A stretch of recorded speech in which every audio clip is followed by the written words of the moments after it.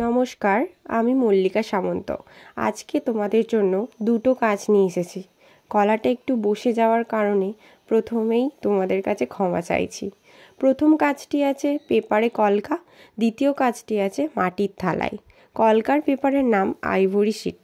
Fabric use করেছি white আর red, তুলি 000। কলকাটিতে নতুনত্ব দেওয়ার চেষ্টা মাত্র। সাধারণত এটিকে আমরা কুলো কলকা বলে থাকি। কাজটি কতটা ভালো হয়েছে জানি না, কিন্তু লাল রঙের উপর সাদা রঙটা একটু বেশিই ফোটে, তাই জন্য এটি বেশি উজ্জ্বল হয়েছে। কলকা স্ট্রোক খুবই সাধারণ রেখেছি। নেক্সট মান্থ থেকে আমার কলকা ব্যাচ শুরু হবে, তোমরা অনেকেই বলেছো, আর যারা এখনও বলোনি তারা ঝটপট বলে ফেলো। লোকেশন আর ডিটেলস ইনবক্সে জানাবো। দ্বিতীয় কাজটি জামাই ষষ্ঠী উপলক্ষে আমার বাপির জন্য করা ছিল। একটু লেট হয়ে গেল পোস্ট করতে।